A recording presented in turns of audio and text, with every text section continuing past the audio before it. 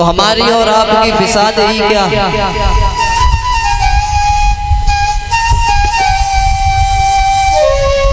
इसीलिए उस प्रभु की इच्छा को मानकर जैसा हो रहा है, जो हो रहा है उसमें सम्मिलित हो जाए। और ऐसे अवसर महाराज भाग्य से ही नहीं, बड़े सौभाग्य की बात होती है ऐसे आयोजनों को करवाना। और मैं अपने मुख्य यजमान श्री महावीर सिंह राजपूत जी और सर्वेश भैया और सबसे छोटे वाले भैया गुड्डू भैया, उन तीनों का इस व्यासपीठ से तहे दिल से तहे हृदय से धन्यवाद करता हूँ, साधुवाद देता हूँ कि जो आपने इतना सुंदर आयोजन का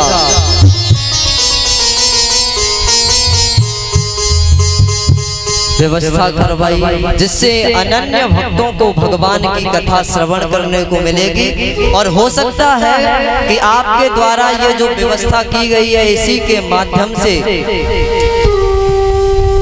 जो भी भक्त आए, सभी की तो गारंटी नहीं दे सकता कि सभी का उद्धार हो सकता है, लेकिन एक ना एक का तो महाराज परिवर्तन अवश्य हो।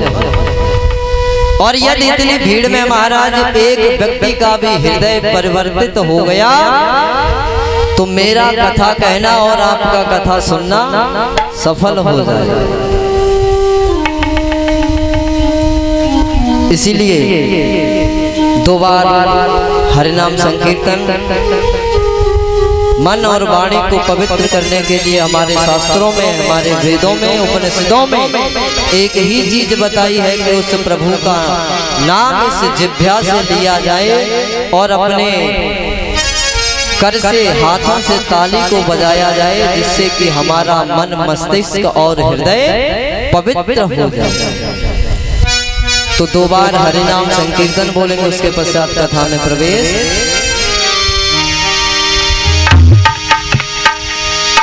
और बूटी हरि के नाम की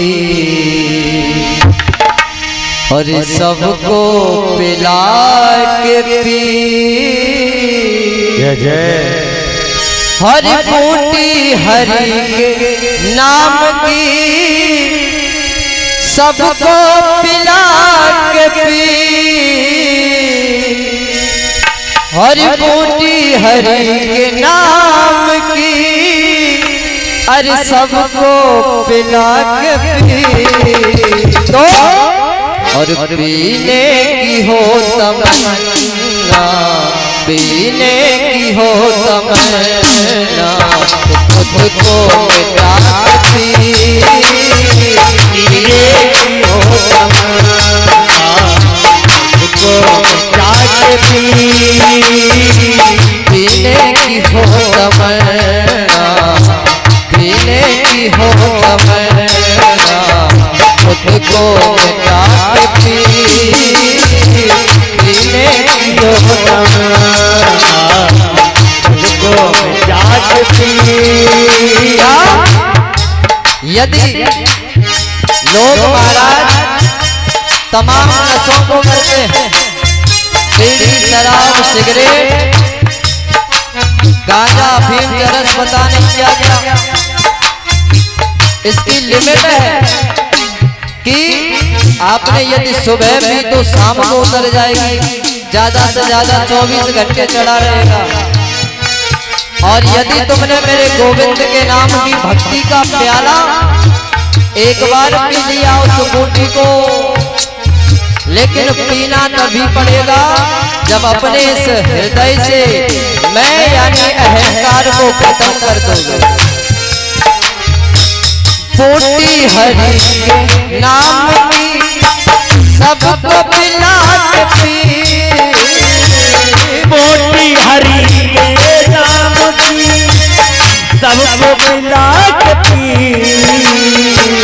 पीने की हो तमन्ना, पीने की हो तमन्ना, खुद को मिटा के पी,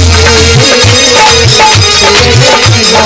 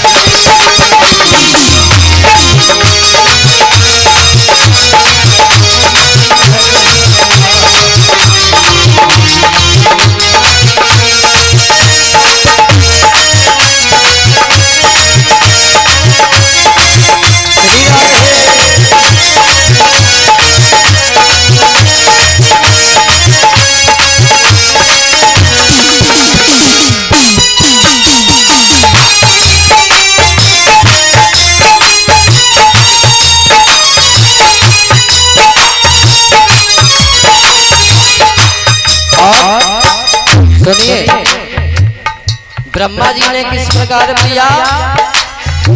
ब्रह्मा ने चारों वेद की पुस्तक बना के पी।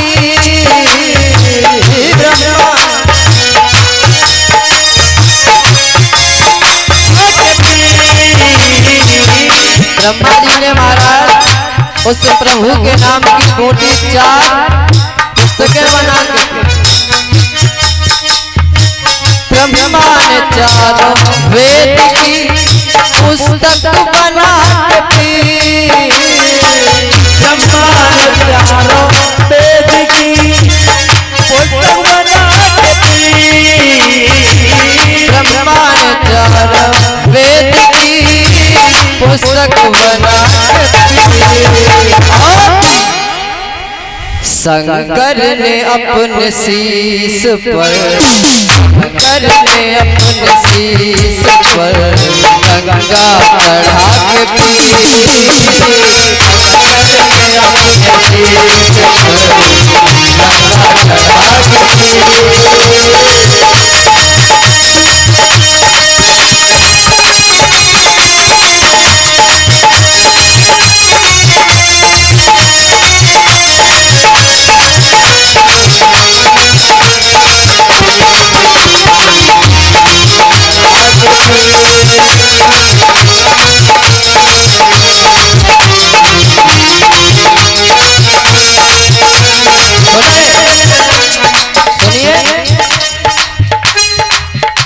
कि दुनिया के ब्रह्मा के विष्णु, विष्णु के इष्ट नीलकंठ त्रिपुरारी है।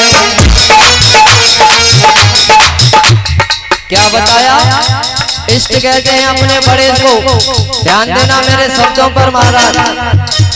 इस मकबूलपुर ग्राम के अंदर मैं जानता हूँ एक से एक बड़ी दिग्गज हस्ती है, और हर तरीके से सत्संग के समागम से भी देखा जाए तो, धन दौलत के समागम से भी देखा जाए तो एक से एक दिग्गज पड़े हुए। तो मेरे शब्दों पर गौर करना कि दुनिया के ब्रह्मा इष्ट, ब्रह्मा के विष्णु इष्ट, विष्णु के इष्ट नीलकंठ त्रिपुरारी है। और कि दुनिया के ब्रह्मा इष्ट और ब्रह्मा के विष्णु इष्ट और विष्णु के इष्ट नीलकंठ त्रिपुरारी है, और विष्णु के इष्ट नीलकंठ त्रिपुरारी है। तो कि हनुमत के राम इष्ट, राम के है शंकर इष्ट। कि जीव का शुभ कर्म इष्ट, कर्म का है धर्म इष्ट, धर्म का इष्ट, जग में धर्म का पुजारी है। ये जो जीव है 3.5 हाथ का शरीर, इसका कौन? कि जीव का शुभ कर्म इष्ट, कर्म का है धर्म इष्ट, और धर्म का इष्ट, जग में धर्म का पुजारी है।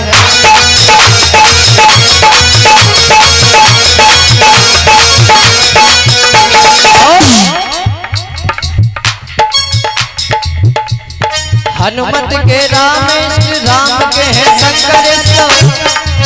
हनुमान जी के कौन है? राम जी इष्ट, और राम जी के भगवान शंकर। कि हनुमत के राम इष्ट, राम के हैं शंकर इष्ट। और एक नई बात बताता हूँ कि हनुमत के राम इष्ट, राम के हैं शंकर इष्ट, लेकिन और शंकर की इष्ट वारी कन्या को आई है।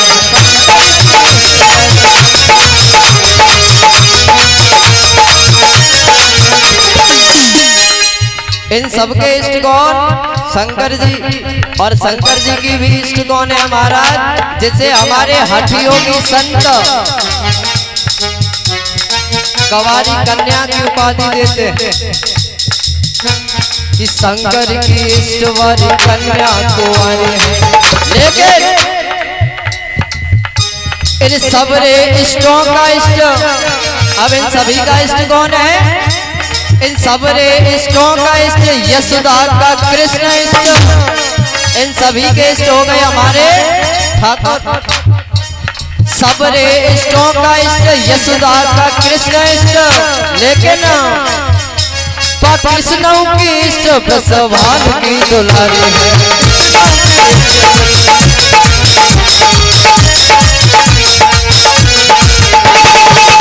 तो अर्जुन ने गीता ज्ञान को घट में बसा के पी।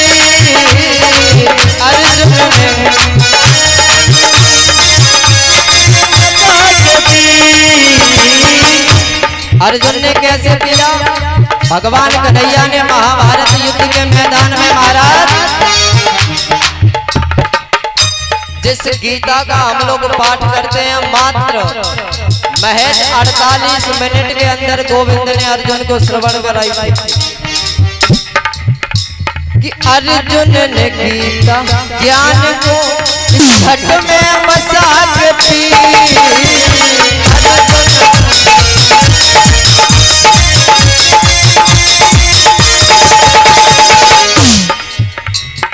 अर्जुन ने गीता ज्ञान को घट में बसा के पी। हनुमत ने सिया राम को, हनुमत ने सिया राम को दिल में बसा के पी। हनुमत ने सिया राम को दिल में बसा के पी। रोटी हरि के रोटी हरि के नाम की सबको मिला के पी। रोटी हरि के नाम की सबको मिला के पी।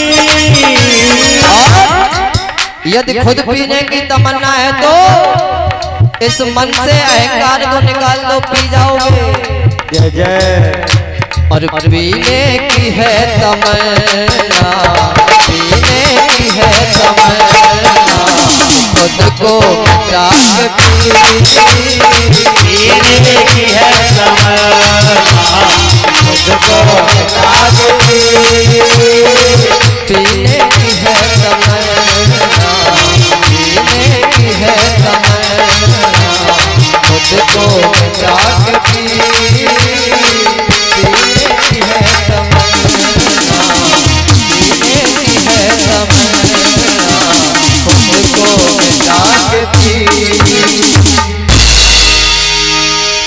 प्रेम से बोले गोविंद भगवान की, बोलिए बांके बिहारी लाल की जय हो। प्रेम से बोलिए श्रीमद् भागवत महापुराण की जय हो। बोलिए व्यास भगवान की जय हो। बोलिए सुखदेव भगवान की जय हो। प्रेम से बोलिए परीक्षित जी महाराज की जय हो। प्रेम से बोलिए नवंदे मैया की जय हो। जय जय श्री राम।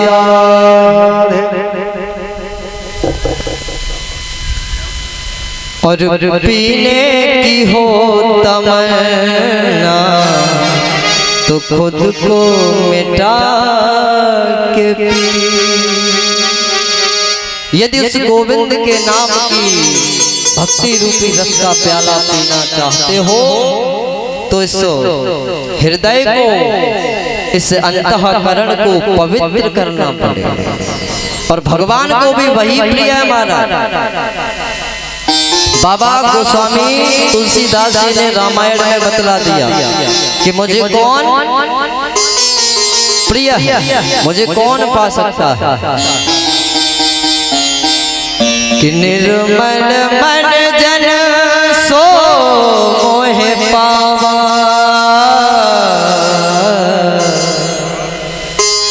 यानी जिसका मन निर्मल होगा, हृदय अंतःकरण पवित्र होगा। कि निर्मल मन जन सोहे पावा, वही प्राप्त कर सकता है। और जिसके हृदय में अंतःकरण में गंदगी भरी है, कपट रूपी कतरनी चालू है, तो तुम महाराज दिखावे के लिए कंठी माला झोली लेके बैठे रहो, घुमाते रहो, कोई फायदा नहीं है।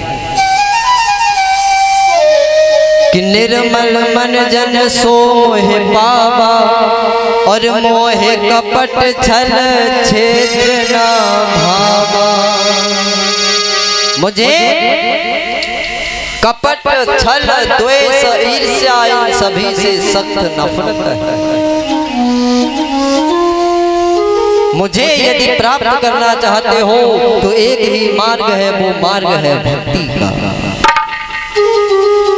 और वो भक्ति ऐसे ही जागृत नहीं होती मेरे प्यारे, बहुत कुछ करना पड़ता है इस अंतःकरण के अंदर। उस गोविंद की, उस ठाकुर की, मेरे राम की, मेरे कृष्ण की भक्ति को प्राप्त करने के लिए जिस व्यक्ति के अंदर महाराज मैं आ जाती है, अहंकार उत्पन्न हो जाता है, और मेरे गोविंद का भोजन ही है अहंकार। वो अपने भक्त के हृदय के अंदर अहंकार को पनपने नहीं देते। सर्वप्रथम यदि तुम मेरे भक्ति मार्ग पर आए हो तो तुम्हारे हृदय में जो अहंकार रूपी पौधा अंकुरित हो रहा है, अभी छोटा है तो उखाड़ने में तुम्हें भी दिक्कत नहीं होगी और हमें भी नहीं। और जब वही अंकुर बड़ा होकर के एक विशालकाय वृक्ष का स्वरूप ले लेता है तो महाराज उखाड़ने में भी बहुत प्रॉब्लम होती है। इसलिए मेरे गोविंद सर्वप्रथम अपने भक्त के अंदर जो अहंकार रूपी बीज उत्पन्न होता है उसे सर्वप्रथम नष्ट कर देते हैं। क्यों? भक्ति के अंदर महाराज अहंकार की, घमंड की, ईर्ष्या की, द्वेष की कोई आवश्यकता ही नहीं।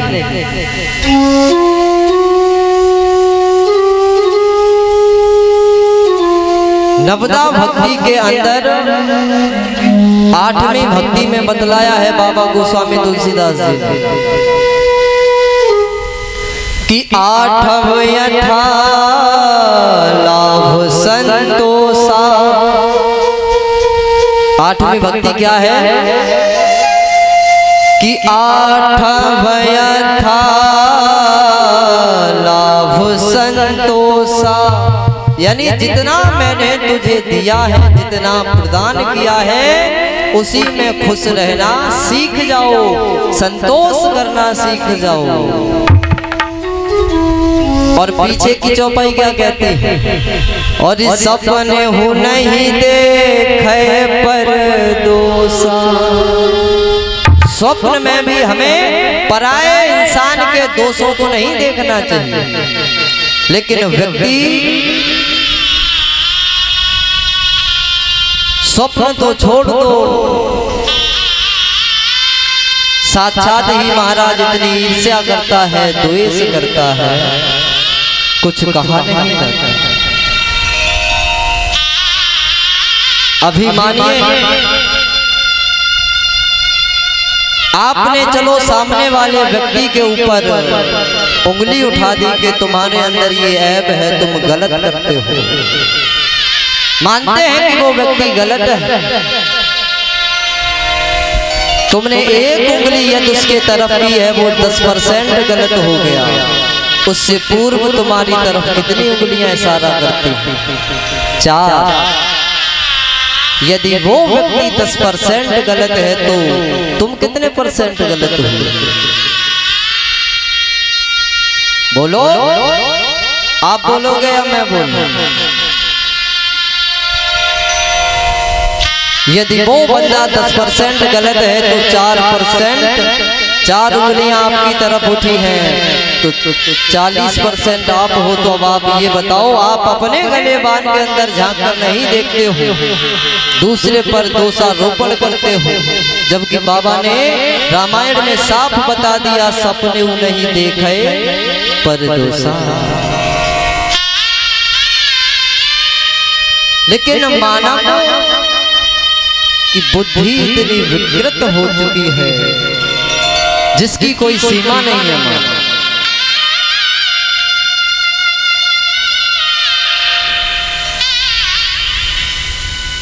जिसका कोई गुणानुवाद नहीं हो सकता।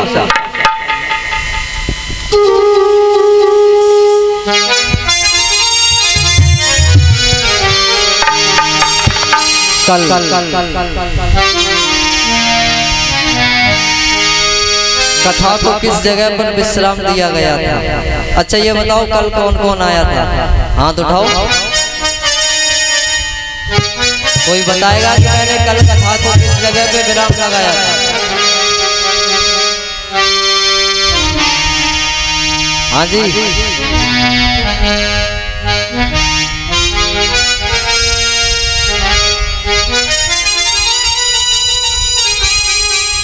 फौजी भैया तो बता देंगे, वो सुनते हैं।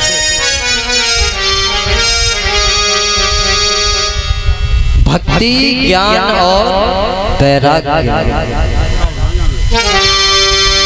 जिस समय नारद जी ने उनके हितार्थ आनंद नामक तट पर श्रीमद् भागवत कथा का आयोजन किया, सप्तम दिवस में उनकी जीर्णता समाप्त हो जाती है और महाराज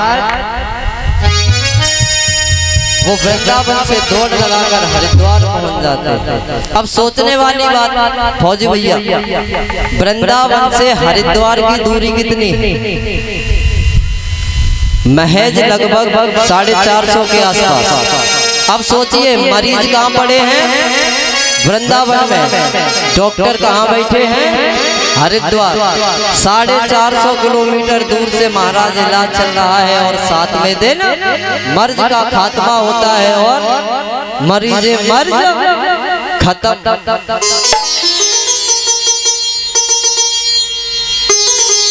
इस भागवत में इतनी पावर है, इतनी क्षमता है, आप जो चीज सोचोगे, जो भागवत जी से मांगोगे वो पूर्ण करते हैं। जो व्यक्ति पुत्र की इच्छा रखते हैं उन्हें पुत्र प्रदान करती है, जो धन दौलत की चाह रखते हैं उन्हें धन दौलत प्रदान करती है। जो जिस चीज की चाह को लेकर आ जाता है तो ये मेरे गोविंद और भागवत जी की कृपा से पूर्ण होता है। लेकिन कब? बताए हुए नियमों के अनुसार यदि कथा को श्रवण किया जाए तो ऐसी इस संसार के अंदर माय डियर ऐसी कोई वस्तु नहीं है जिसे तू पा न सके।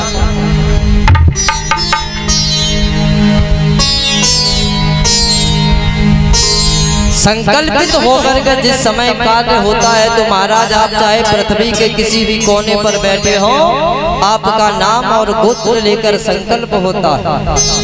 संकल्प होता है तो उसमें दक्षिणा भी रखी जाती है। दक्षिणा होगा, संकल्प बोला जाएगा आपके हितार्थ, उसी के द्वारा जब संकल्पित हो जाएगा तो उस कार्य को किया जाता है। और जब तक किसी कार्य को करते हैं संकल्प नहीं लेते तो वो कार्य पूर्ण नहीं होता। नारद जी ने संकल्प लिया ज्ञान, वैराग्य और भक्ति के हितार्थ, तो महाराज 450 किलोमीटर दूरी पर श्रीमद् भागवत कथा का वाचन किया और 450 किलोमीटर दूरी से ज्ञान वैराग्य की वृद्धावस्था दूर हो जाती है और तरुण अवस्था में प्राप्त हो जाती है। ये पावर है।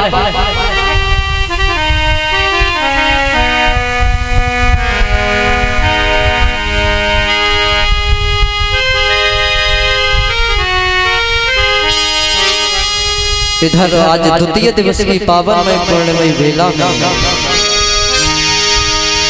सौनकादि ऋषियों ने दोनों हाथ जोड़े और सूत जी महाराज से प्रश्न किया, कहा हे प्रभु, आपने हमें ये कथा श्रवण कराई, इससे हमें बहुत कुछ सीखने को मिला।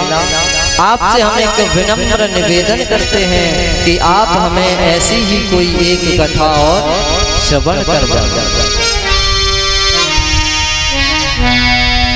शृण नारद वक्ष्यामो विनम्राय विवेकिनी गंगा द्वार समीपे तु तटमानंदना।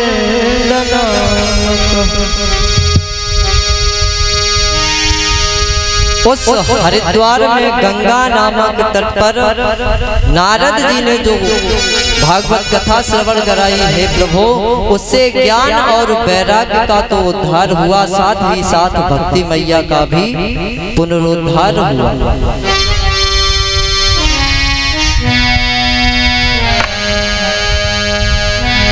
तो उन उन्होंने कहा, अरे शौनक ऋषियों सुनो, मैं तुम्हें एक पुरातन इतिहास की कथा सुनाता हूँ कि तुंगभद्रा तटे पूर्वं भूतपदमुत्तमम् यत्र वर्णः स्वधर्मेण सत्य सत्कर्म तत्परः। अरे ऋषियों, पूर्व समय में तुंगभद्रा नदी के किनारे पर एक नगर बसा हुआ था और उस नगर के अंदर चारों वर्णों के लोग रहा करते थे। उन्हीं चारों वर्णों में ब्राह्मण वर्ण के अंतर्गत एक आत्मदेव नामक ब्राह्मण भी निवास करते थे। उनका विवाह धुंधली के साथ होता है। काफी समय बीत जाता है और उन्हें कोई संतान नहीं होती तो महाराज बहुत कष्ट सहते हैं। दान देते हैं तो ब्राह्मण दान नहीं देते, कोई वृक्ष लगाते हैं तो वृक्ष भी सूख जाता है। किसी गाय को यदि लेके आते हैं तो वो खूंटे पर बांधने के बाद बांझ हो जाती है। अब तो आत्मदेव नामक ब्राह्मण बहुत दुखी हो जाते हैं और जब दुखी हो गए महाराज तो एक दिन मन में विचार करने लगे कि अब मैं अपने जीवन को समाप्त कर दूंगा। ऐसा विचार मन में किया कि एकदा सद्विजो दुखाद ग्रहं त्यक्त्वा वनं गतः मध्याह्ने त्रसितो जातस्त्वंग सममेत्वानः।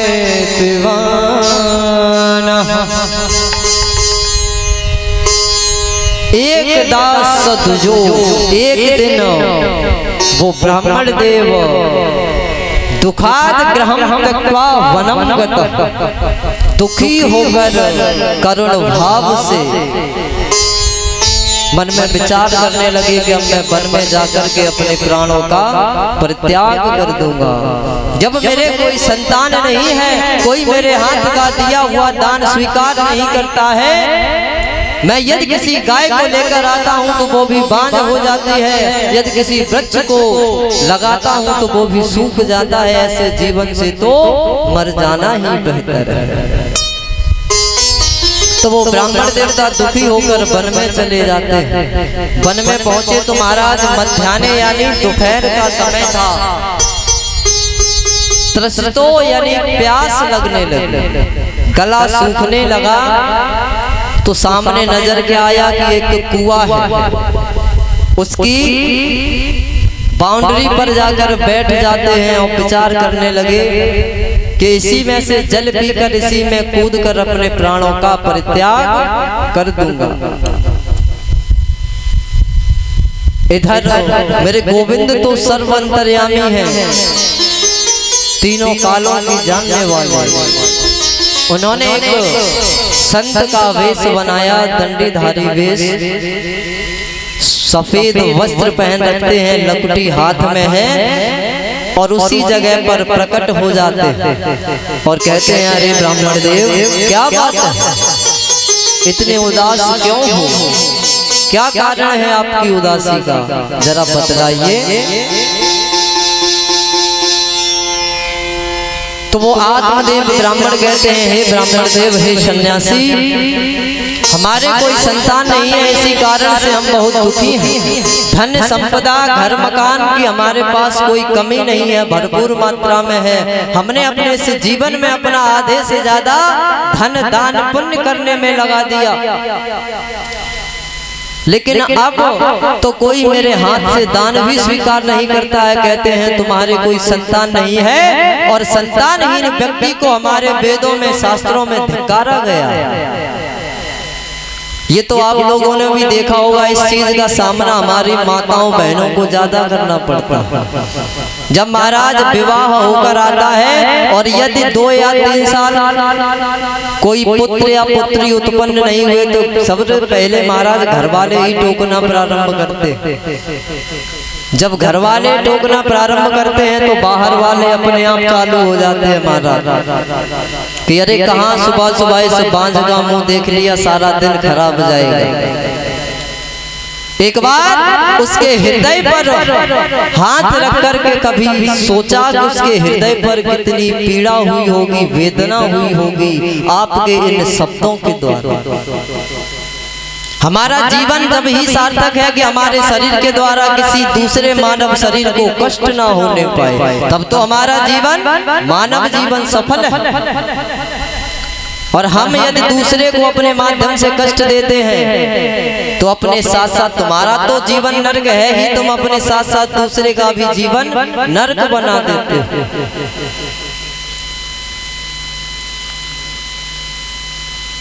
कहा है सन्यासी, हमारे वेदों शास्त्रों में महाराज संतानहीन व्यक्ति को धिक्कारा गया है। अब आप ही बताएं मैं क्या करूं। हम आपसे निवेदन करते हैं, आपके चरण कमलों को पकड़ते हैं कि हे प्रभु आप हमें अपने तपोबल के द्वारा कोई संतान की प्राप्ति करवाएं। और यदि आपने मुझे अपने तपोबल के माध्यम से किसी संतान की प्राप्ति नहीं करवाई तो मैं आपके समक्ष ही अपने प्राणों का बलिदान दे दूंगा और मेरी मृत्यु का कारण आप होगे। तो महाराज उन सन्यासी देव ने जो भगवान ने रूप बनाया था, उन्होंने उनका हाथ देखा और क्या कहा कि सप्त जन्मावधि तब पुत्र नए बच्चा। अरे ब्राह्मण देव, तुम इस जन्म की बात करते हो, तुम्हारे तो इस जन्म में छोड़ो सप्त जन्मावधि तब पुत्रो नए बच्चा यानी 7 जन्मों तक तुम्हारे कोई संतान होने का योग नहीं है। अब तो महाराज आत्मदेव ब्राह्मण और परेशान हो जाते हैं। कहा हे विप्रवर, मैं जानता हूं कि ब्राह्मणों के द्वारा दिया गया वचन कभी विफल नहीं होता है। संतों के द्वारा दिया गया वचन कभी असफल नहीं होता है। जो हमारे संत कह देते हैं वही होता है।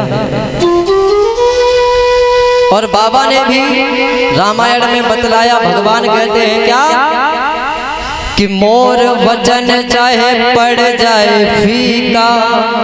एक बार को मैं मानता हूं मैं अपने वचन की लाज नहीं रखूंगा, लेकिन यदि मेरे भक्त ने, किसी संत ने, किसी ब्राह्मण ने यदि अपने मुख से किसी वचन को उच्चारित कर दिया है तो उसे पूर्ण करने में चाहे मुझे कुछ भी करना पड़े उसे पूर्ण अवश्य करता हूं। कि मोर वचन चाहे पड़ जाए फीका और संत वचन पत्थर की लीका। मेरा वचन एक बार तो बेशक मिथ्या हो जाए, झूठा साबित हो जाए, मुझे परवाह नहीं है, लेकिन मैं अपने भक्त के, संत के, ब्राह्मण की बातों को कभी नहीं टाल सकता। तो उन संत ने दया खाकर महाराज एक फल लिया, उसे अभिमंत्रित किया, उन ब्राह्मण देव को दिया, कहा लो इसे अपनी पत्नी को खिला देना, समय आने पर उसे एक सुंदर सुशील सभ्य बालक की प्राप्ति होगी। लेकिन इसके नियम है, 1 वर्ष तक किसी से झूठ ना बोले, ईर्ष्या ना रखे, द्वेष ना करे, कुकृत्य ना करे। ब्राह्मण देव ने फल लिया और चले। वहां से दंडीधारी वेशधारी जो ब्राह्मण देव थे, सन्यासी देव, जो कि गोविंद स्वयं आए थे वह रूप लेकर, वहां से अंतर ध्यान हो जाते हैं। आत्मदेव ब्राह्मण अपने नगर वापस आए और घर पर गए, आवाज लगाई, कहा देवी, ओ देवी। अब जब देवी मैया घर